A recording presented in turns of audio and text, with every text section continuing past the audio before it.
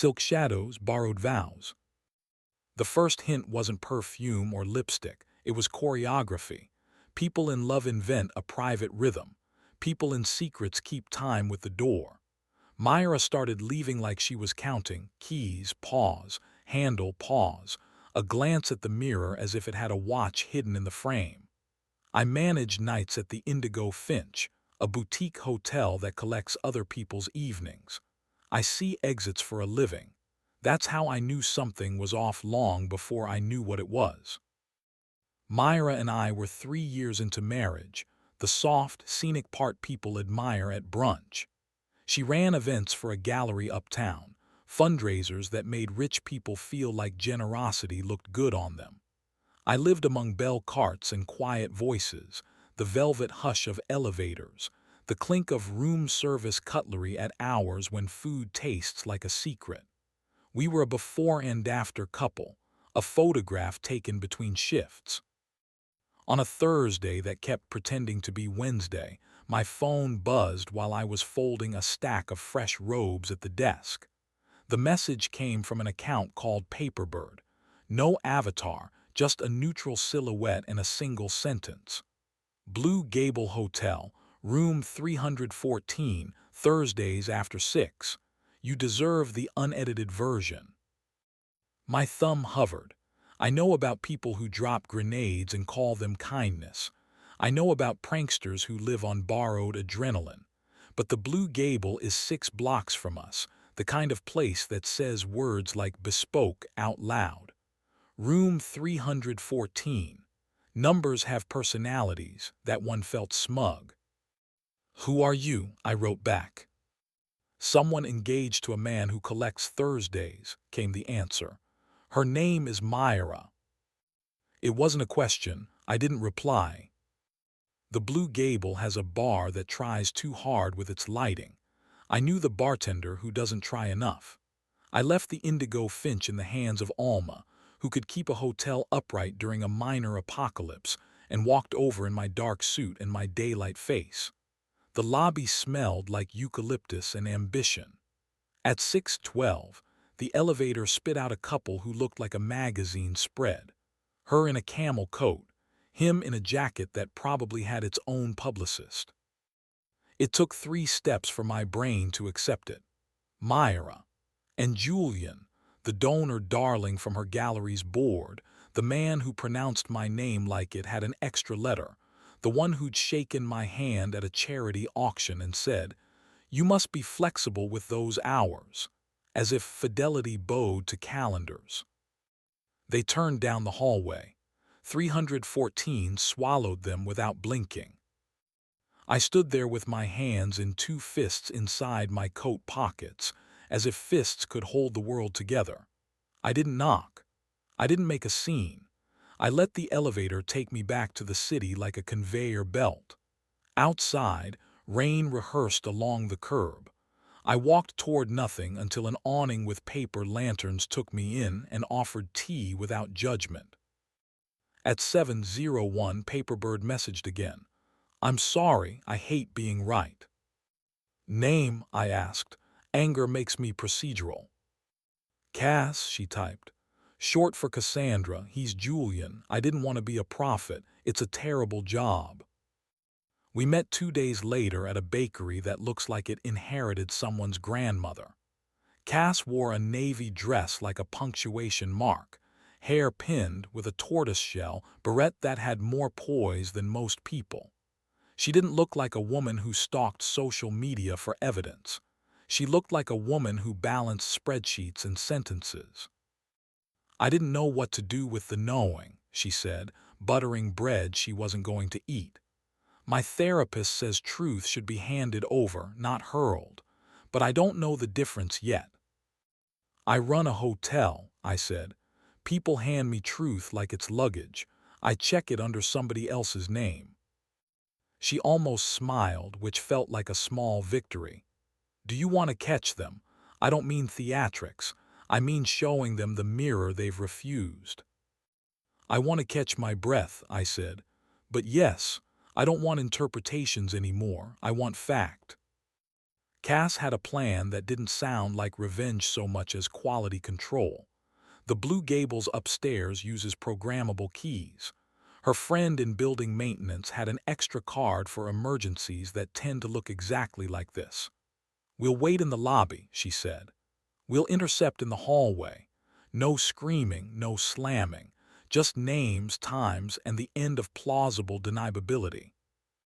I watched Myra that weekend as if the quiet in our apartment were a body she had brought home. She moved through rooms like she owed them money. On Monday, she slipped her arms around my waist while I ground coffee and whispered, "I miss you at regular hours." My chest tightened with love and its ugly twin. "Me too," I said, because both of those things can be true right up until the moment they're not. Thursday arrived with the weather pretending to be neutral. I told Alma I needed an hour. She nodded without asking questions because she had once managed a cruise ship and knows where to put curiosity when it becomes inconvenient. The Blue Gables lobby was half mirrors and half shadows. Cass arrived in a trench and a face that could hold complicated decisions without leaking. "Ready?" she asked. "I'm just not unready anymore," I said. At 6:07, the elevator delivered them. Myra laughed at something Julian said, a bright spill of sound that made strangers want to belong to whatever moment they were in. Cass stood, smoothed her coat, and started toward them like someone taking back a library book that turned out to be hers all along. "Julian," she said, voice level. He stopped walking. His hands, manicured, expensive, fell away from Myra's waist like he was no longer allowed to touch nouns. Myra looked at me the way people look at fire alarms, hopping their wrong. No one raised a voice. There are fights and then there are finales. Cass held up the key card, not like evidence, more like a souvenir she was returning. "You left your Thursdays lying around," she said. "We're here to tidy up." "Alex," Myra started, and I watched the name break in her mouth. "I can explain." "Don't," I said gently. "You're a brilliant storyteller, but this isn't a story, it's a schedule." Julian reached for Cass with a look he probably practiced in reflective surfaces. She didn't move back. She simply didn't move toward him. That small difference changed the shape of the hallway. "We're not here to perform," Cass said. "We're here to conclude. Take the elevator. Take room 314. Take responsibility. Take whatever you need as long as it isn't us." We turned away together. The lobby swallowed us. Outside, the air had the grace to be cold. We didn't toast to anything. We found a diner that had no interest in our drama and ordered pancakes like people who wanted a breakfast future. Cass stared at the window until her eyes decided to stop swimming. I told her I kept measuring the day and the weight of my keys. She told me she had picked out a ring she hadn't told anyone about, a small, fierce thing that made her hand look like a promise. "I'm sorry," I said, and meant it in the large, impossible way. "Me too," she said, and meant it in the practical way. The aftermath wasn't a catastrophe, it was paperwork. Myra cried the way careful people cry, like the tears might stain something. We talked at a kitchen table as if it were a conference we'd both wandered into by mistake. She didn't blame me or the universe. She didn't say words like soulmate or polyamory. She said, "I wanted to feel awake," and I understood, which somehow made it worse. We separated without drama because drama is for people who still have the energy to pretend. Cass and I became a friendship you could set a glass on. We walked the river at an hour where the city sighs and straightens its jacket. We texted photos of our dinners like proof that we were eating. I thought we would stay there, two people sharing a perimeter. Then Tuesday happened, the kind that wishes it were Friday. I was off early, an earthquake in my schedule. Cass asked if I wanted to taste the lemon pasta she'd perfected as therapy. I brought a bottle of wine I couldn't afford and the kind of appetite you bring to small salvations. Her apartment was neat in the way of someone who respects furniture but still sits on floors. Music played at the volume of flirting. We cooked together like a team of patient thieves. She zesting lemons in long ribbons, me coaxing garlic toward gold. Our shoulders touched because kitchens were built by romantics. The scent of basil filled in our unspoken sentences. "Do you ever feel like you're wearing somebody else's life?" she asked, stirring with more attention than strictly necessary. "All the time," I said, "and then there are moments it fits like something I chose." We ate at her small table under an old movie poster where two actors looked like they always kept their promises. Her laugh loosened something in me that had been bolted for months. It was in the dishwashing.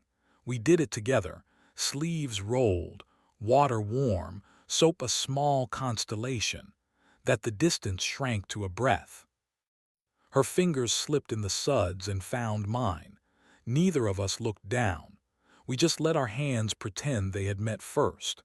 When she turned, water dotted her jaw. I reached and brushed it away, an intimacy you could show on daytime TV and still make adults blush.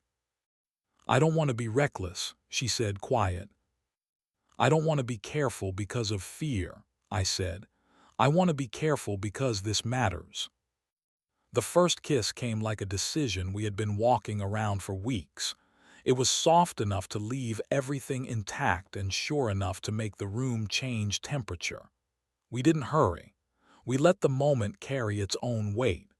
When we kissed again, the soundtrack lifted its chin like it approved. That night was a lesson in saying yes without announcing it. Her sweater ended up on the chair because it was a chair. My tie landed on the table because ties are for rooms we had left. We didn't narrate our bodies. We let skin be an argument that resolved itself. It was all suggestion and breath, and the kind of touch a camera would have called tasteful, and a person would simply call true. We fell asleep like people who had run a long way and reached water. In the months that followed, life rearranged politely. Divorce papers sat where our wedding album had used to live. Myra moved to a small apartment with arched windows and a plant that liked her better than I had realized plants could. We met twice with lawyers and once for coffee that turned into a goodbye that didn't hate us. She said, "I hope your next rhythm is kinder." I told her I hoped hers was honest enough to be kind. With Cass, tenderness became a calendar. Some nights we cooked like contestants. Some nights we ate cereal and grinned because it tasted like relief. We learned each other's micro-habits. How she organized her books by the color memory in the spine. How I needed the first 5 minutes of silence when I came off a late shift. When I walked past the Indigo Finch's linen closet, I thought about her favorite sweater, the one that made her look like a small storm. The hotel stopped being the place where I caught my marriage ending. It went back to being a place where I was good at my job. The only time Myra wrote me out of nowhere, it was a single paragraph. "I think I wanted applause more than I wanted love," she texted. "I'm trying to learn the difference." I stared at the screen for a long time and replied, "Applause goes away when the lights do. Love stays to stack chairs." She sent a single heart, not because we were a story again, but because we had survived hours. Julian tried a late effort at nostalgia with Cass, an email full of adjectives and past tense. She didn't forward it. She told me in a sentence while we were shopping for peaches. "He still thinks memory is currency," she said, testing the fruit's weight. "I prefer cash." On an otherwise handsome night in July, Cass came to the Indigo Finch dressed in the green dress I like and sat 2 stools from the end of the bar. I stole breaks to orbit her, like a planet that finally chose its sun. A jazz duo in the lobby found a ballad that knows what forgiveness sounds like. In the mirrored column, I saw us, a man and a woman whose faces had learned how to be unafraid of being seen. Back at her place, we made tea and kept our hands on each other as if that were a way to keep warm. We moved through the small rooms like we'd signed a rental agreement with the house. When we kissed, it wasn't an apology to the past. It was an RSVP to the present. The sensuality lived in the unhurried parts. The way my fingers tucked hair behind her ear, the way hers traced my jaw like she was reading it in braille, the way we laughed when my socks slipped on the wood floor, and we caught each other because that's what you do now. The rest was a fade to black that felt like opening a window. Sometimes on my way home I pass the Blue Gable. Its lobby still smells like eucalyptus and intentions. I don't hate the place. Hotels are architecture for our best and worst ideas. What we did there in that hallway was a kind of mercy. We stopped a performance and started a life. You ask for intrigue, I still have some.